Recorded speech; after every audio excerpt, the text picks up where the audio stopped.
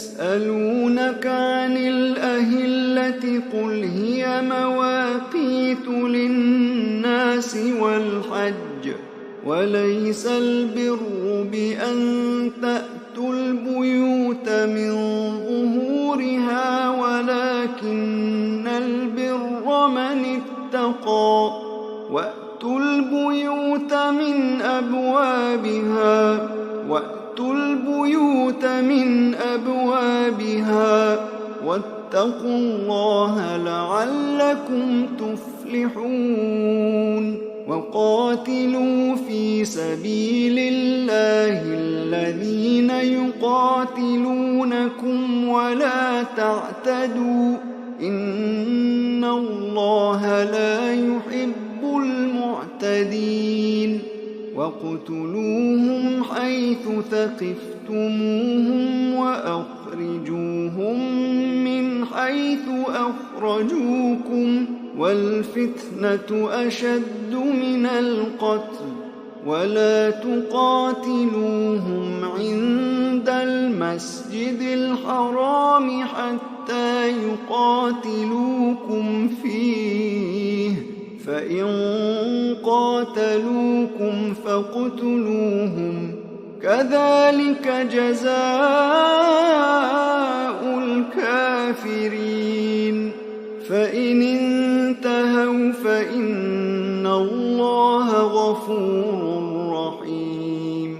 وَقَاتِلُوهُمْ حَتَّى لَا تَكُونَ فِتْنَةٌ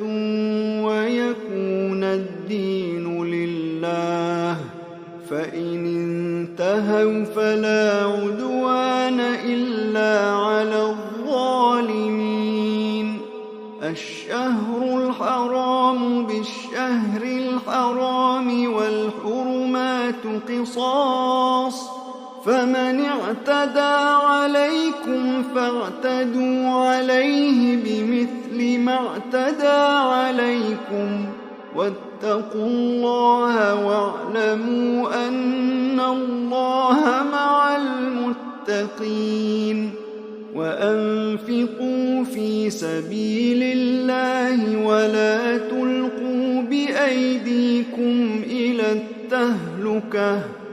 وأحسنوا إن الله يحب المحسنين وأتموا الحج والعمرة لله فإن أحصرتم فما استيسر من الهدي ولا تحلقوا رؤوسكم حتى يبلغ الهدي محله فمن كان منكم مريضا أو به أذى من رأسه ففدية من صيام أو صدقة أو نسك فإذا أمنتم فمن تمتع بالعمرة إلى الحج فما استيسر من الهدي فمن لم يجد فصيام 3 أيام في الحج و7 إذا رجعتم تلك 10 كاملة ذلك لمن لم يكن أهله حاضر المسجد الحرام واتقوا الله واعلموا أن الله شديد العقاب الحج أشهر معلومات فمن فرض فيهن الحج فلا رفث ولا فسوق ولا جدال في الحج وما تفعلوا من خير يعلمه الله وتزودوا فإن خير الزاد التقوى واتقون يا أولي الألباب ليس عليكم جناح أن تبتغوا فضلا من ربكم فإذا أفضتم من عرفات فاذكروا الله عند المشعر الحرام واذكروه كما هداكم وإن كنتم من قبله لمن الضالين.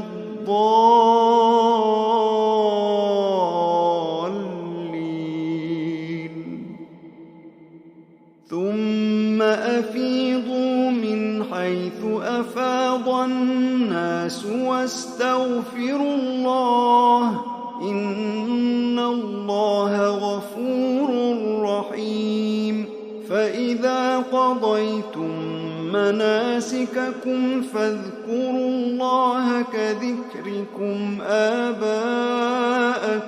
أو أشد ذكرا. فمن الناس من يقول ربنا آتنا في الدنيا وما له في الآخرة من خلاق ومنهم من